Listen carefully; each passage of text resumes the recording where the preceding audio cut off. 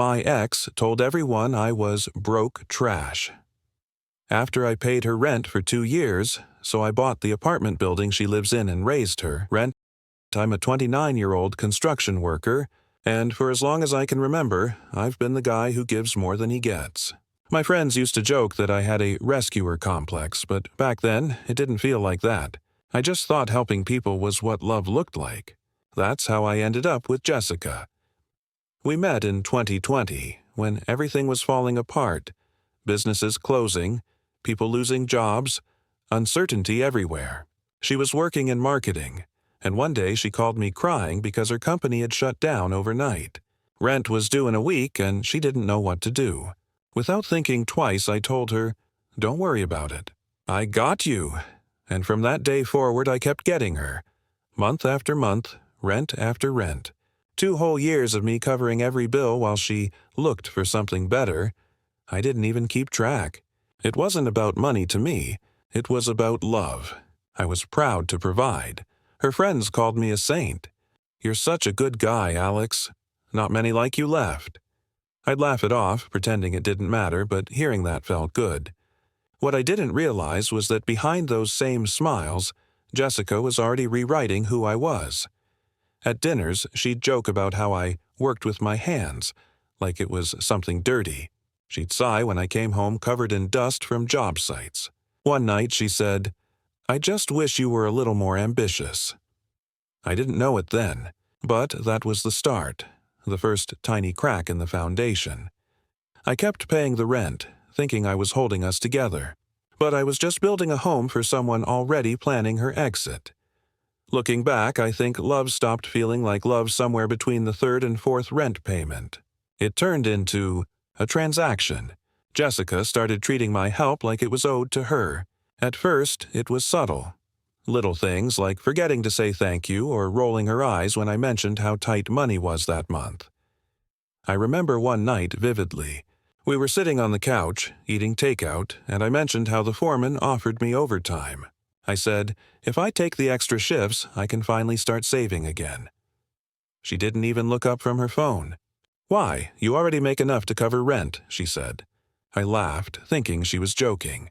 But she wasn't. Slowly, her compliments vanished. In their place came comparisons. She'd show me photos of her old coworkers on Instagram. Vacations, fancy restaurants, designer bags. "That could have been me if things hadn't gone south," she'd say. I'd tell her, "We'll get there. It just takes time." But she'd sigh like patience was beneath her. Then came the real sting. Overhearing her late one night on the phone with her best friend saying, "He's sweet, but he's just broke. Like, good for now, but not forever." I sat there in the dark, staring at the ceiling, my chest heavy. It wasn't about money. It was about how small she made me feel for trying. I was the one making sure she had a roof over her head. Yet somehow I'd become the embarrassing part of her story. I started noticing her coming home later, dressed nicer, smelling like new perfume. When I asked, she brushed it off. "Coworkers, just drinks." But I knew. Love wasn't between us anymore. It was between her and the life she thought I could never give her. And deep down, I started to believe she might be right. It all came crashing down on Jessica's birthday. She'd planned this dinner weeks in advance, a fancy rooftop restaurant where every drink cost more than my work boots. I offered to split the bill beforehand, but she gave me that look, the one that said, "You're embarrassing me again." That night, I showed up straight from work, still smelling faintly of concrete and sweat. I'd changed shirts, but it didn't matter. Her friends were already there, dressed like magazine models. I sat quietly while they talked about vacations and bonuses and manifesting wealth. I smiled, even when the conversation shifted to relationships. One of her friends leaned in and joked, "Jess, you always find the charity cases." "Don't you?" The table erupted in laughter. I froze. Jessica laughed too. Not a nervous laugh, but the kind that meant she agreed. "What can I say?" She smirked, swirling her drink. I've got a soft spot for broke guys with potential. I wanted to disappear. My hands were trembling under the table, gripping my napkin so tight it tore. I excused myself to the restroom, looked in the mirror, and barely recognized the man staring back. The guy who'd been paying rent for 2 years was the punchline now. When we got home, I finally asked, "Why did you let them say that?" She rolled her eyes. "Oh my God, it was a joke. Stop being so sensitive. You are broke right now, aren't you?" The words sliced through me. "Broke trash," she added under her breath when I turned away. That was it. Something inside me cracked for good. That night, I packed my bag quietly. No yelling, no scene, just silence. As I stepped out the door, I realized I'd been paying for more than rent. I'd been paying for someone's illusion of status, and I was finally done financing it. The first few weeks after leaving Jessica felt like detoxing from poison. My apartment was small and half-furnished, but it was mine. Quiet, honest, and free of judgment. I'd wake up before dawn, make instant coffee, and go to work, trying to convince myself I was okay. But every time my phone buzzed, I braced for her name. It didn't take long for the whispers to start. A buddy from work showed me a screenshot one day. Jessica had posted a photo of herself out at dinner, captioned, "Finally free of broke energy." Another post, "Never date potential. Date success." Her friends piled on with laughing emojis. I just stared at it, half sick, half numb. She didn't stop there. Mutual friends told me she'd been telling everyone I'd used her for status, that I was the one mooching. The irony stung so bad it almost made me laugh. I wanted to fight back, to post my own truth, to tell the world how I'd covered her rent for 2 years. But something stopped me. Maybe pride, maybe exhaustion, maybe both. At night, I'd lie in bed replaying every conversation, every joke I'd brushed off, every red flag I'd ignored. I wasn't angry yet, just disappointed in her and in myself for thinking love was about proving worth. One evening, I saw her walking down Main Street with a new guy. Expensive suit, polished watch, everything she thought she wanted. She saw me, too. For a second, her eyes flickered, guilt, maybe. Then she looked away. That tiny moment burned itself into me. That night, I decided something quietly but firmly. I was done chasing people who needed to feel superior just to feel loved. I didn't know it yet, but that resolve would be the foundation of everything that came next. When I saw that address printed on the paperwork, I froze. I must have read it 10 times, certain it was some strange coincidence. But it wasn't. It was that building. The same one I used to pull into every evening after work, exhausted but happy just to see her waiting at the window. The same one I left in silence with a duffel bag and a heart that felt like it had been stomped flat. I sat back in my chair, staring at it. For a moment, every memory came flooding back. The arguments, the mockery, the way she used to say, "You'll never understand real success. Alex!" I could still hear her voice echoing in those walls.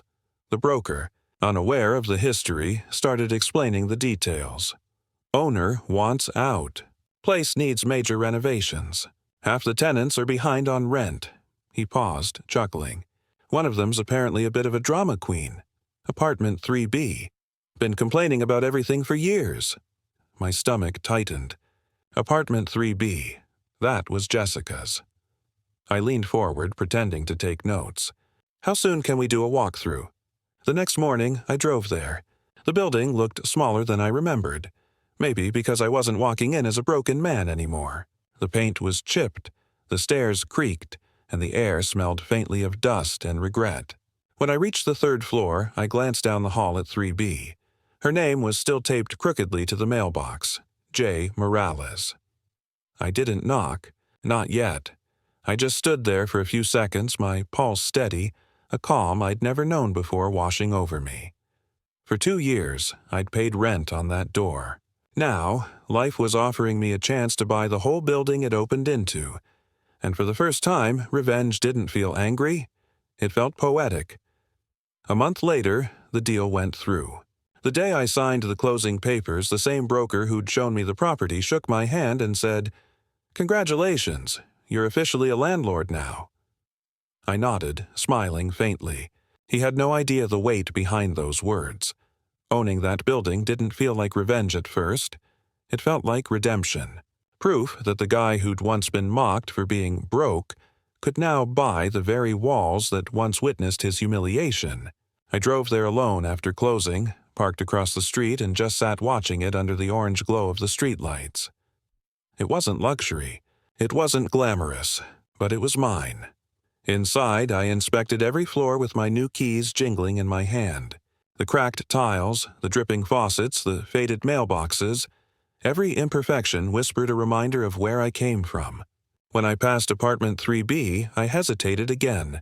Through the door, I could faintly hear a TV playing some reality show, and for a split second, I recognized that laugh. Hers. I walked away quietly. Not yet. Over the next few weeks, I started renovation plans. Fresh paint, new wiring, higher security. I wanted to bring life back into this place, but I'd be lying if I said I wasn't also waiting for the moment she'd find out. Then came the tenant notices. Standard letters introducing the new ownership, outlining updated maintenance schedules, and, yes, a rent adjustment. Modest, reasonable, across the board. Fair for everyone, but still an increase. When I printed the name Jessica Morales on that list, my hands didn't shake. I wasn't doing it to hurt her. I was doing it because for once I had power, and I was going to use it responsibly. Still, a quiet part of me couldn't help but wonder, what would she say when she realized who her new landlord really was? Time has a strange way of humbling you before it heals you. For months, I kept my head down and worked. No dates, no distractions, just concrete, dust, and silence. It wasn't glamorous, but it was real. The same hands Jessica mocked for being dirty were now building homes for other people. And in that, I found a strange kind of peace. Then, one morning, my boss, an old-timer named Rick, called me into his office. He'd been running the small construction company for 30 years and said he was finally ready to retire. "You've got the discipline, Alex," he told me. "If you want the place, I'll sell it to you cheap. I'd rather it go to someone who still believes in hard work." I couldn't believe it. I'd been saving quietly for years, just in case. Between that and a bank loan, it was possible. Terrifying, but possible. I remember sitting in my car after signing the papers, gripping the steering wheel and whispering, "You did it." It wasn't about proving Jessica wrong. It was about proving myself right. Work became my therapy. Long nights turned into longer weeks. Slowly, the contracts grew. First small home repairs, then full renovations, and eventually commercial properties. I started hiring guys who reminded me of myself.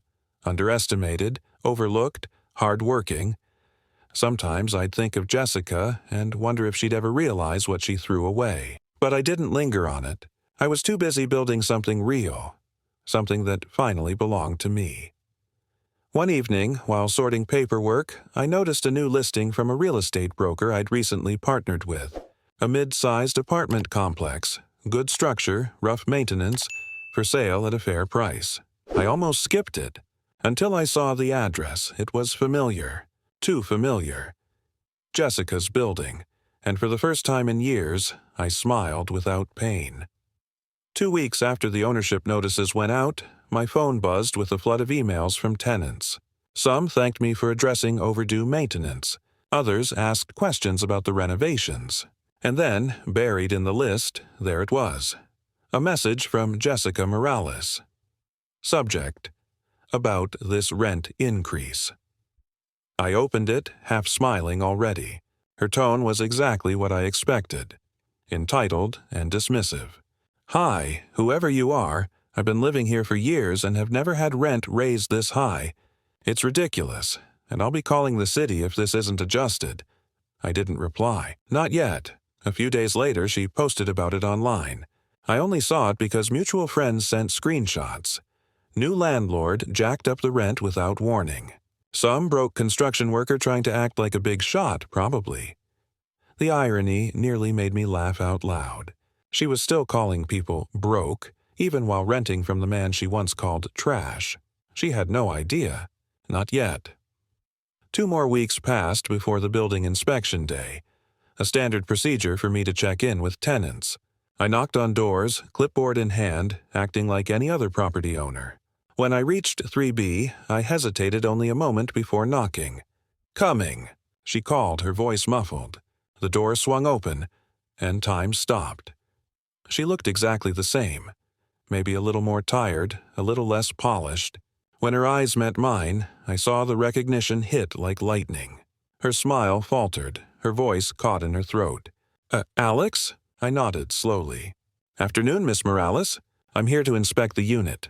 Her jaw dropped. You're the new landlord." I met her gaze and gave a calm, measured nod. "Rent's due next week. Make sure it's on time." And I walked away before she could say another word. I thought that moment at her door would be enough. I thought seeing her stunned face, realizing I now owned the place she once mocked me in, would satisfy something inside me. But life doesn't always end cleanly. Not when pride's still bleeding. A few days later, my property manager forwarded me an email titled, "Urgent Tenant Complaint, 3B." Of course, it was her. She claimed the rent increase was unfair and that she felt targeted. The message was full of that same superiority I used to mistake for confidence. "This is clearly personal," she wrote. "No one else's rent went up this much." I stared at the screen for a long time before replying. "Jessica, the increase applies to all units equally. It's business. Nothing more." She didn't like that answer. The next morning, she showed up at the building office in person. I was reviewing contractor invoices when she stormed in, perfume strong enough to announce her before the door even shut. "So this is funny to you?" she snapped. "Buying this place just to play landlord over me?" I leaned back in my chair, calm as stone.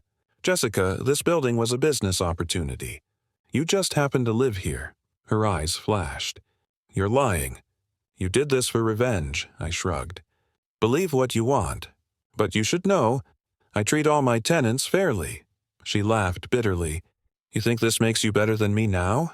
I met her gaze, steady. "No. It just means I finally stopped letting you make me feel less." For the first time since I'd known her, she didn't have a comeback. She stood there, blinking fast, tears threatening but pride refusing to let them fall. When she finally turned to leave, I said quietly, "Rent's due on the 1st. Don't be late." And as the door closed behind her, I realized something. It wasn't revenge that felt good. It was closure. But her story in that building wasn't finished yet. The confrontation went viral. Not online, but in whispers. Words spread fast through mutual friends and even a few old coworkers of hers. Someone had recorded part of our exchange in the office, her raised voice, my calm responses, and apparently it got shared in a private group chat. Within days, everyone who once laughed with her at that dinner was talking about how the broke construction worker now owned her building.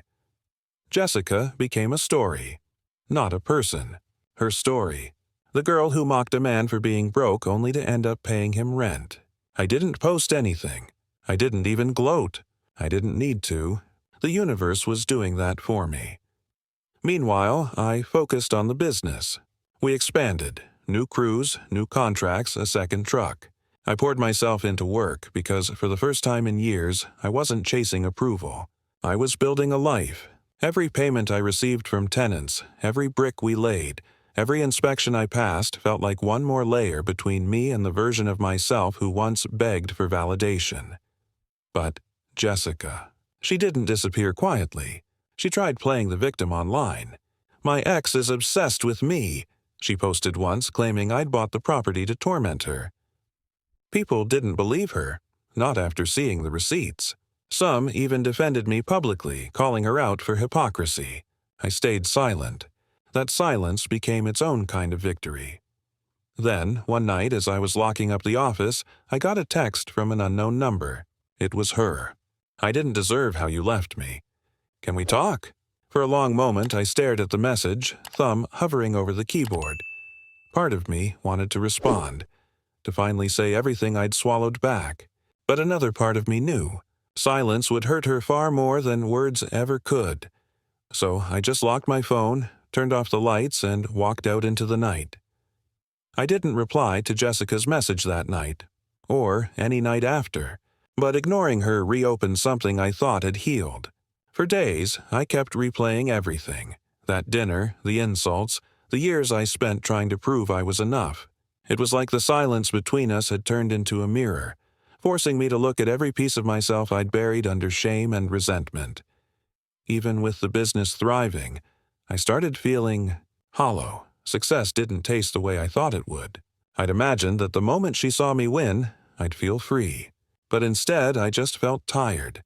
The kind of tired that sits behind your ribs and doesn't let you breathe easy. One night, I drove back to my old neighborhood, the place I lived before Jessica, before all of it. The streetlights still flickered and the sidewalks were still cracked, but it felt more alive than any place I'd been since. I sat there in my truck watching kids play basketball under a single light pole, and realized something painful but true. I'd spent years giving love to someone who didn't value it, and then years trying to prove I was worth loving at all. Somewhere along the way, I forgot how to just be. That night, I made myself a promise. Not the kind you say out loud, but the kind that lives quietly in your chest. I wasn't going to define myself by how much someone else overlooked me, or by how poetic my revenge looked on paper. I wanted peace, not payback. The next morning, I donated a month's rent from one of my commercial units to a local shelter. For the first time, I felt lighter. Not because I'd won, but because I'd finally stopped fighting battles that no longer mattered. Still, I knew there was one chapter left, one last thread to cut before I could really move on. It happened quietly, without drama, the way endings often do. A few months later, my property manager called to tell me that Jessica had given notice. "Moving out next week," he said. Didn't leave a forwarding address. I just nodded, though he couldn't see it over the phone. There was no anger, no satisfaction, just stillness. I thought about all the times I'd imagined this moment. Her walking away from that building, realizing she no longer had power over me. I expected it to feel victorious, but instead, it just felt done. When I walked through her empty unit later that week, it was strange how small it seemed. The walls were bare, the air stale, like every ounce of arrogance had evaporated with her departure.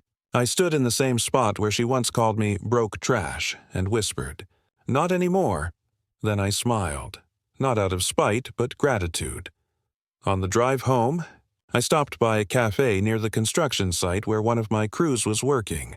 A young mother sat at the counter, her little girl coloring beside her, both wearing tired smiles.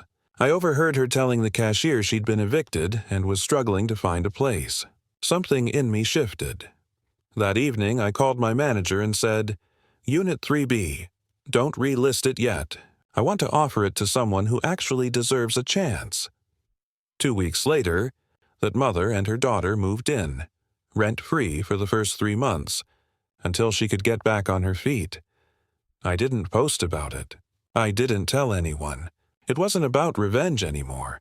It was about rewriting what that apartment meant. As I stood outside that night, watching the lights flicker on in what used to be Jessica's unit, I finally understood. The best revenge wasn't raising her rent. It was raising my standards. And for the first time in years, I didn't feel like the man who paid someone else's rent. I felt like the man who finally owned his peace,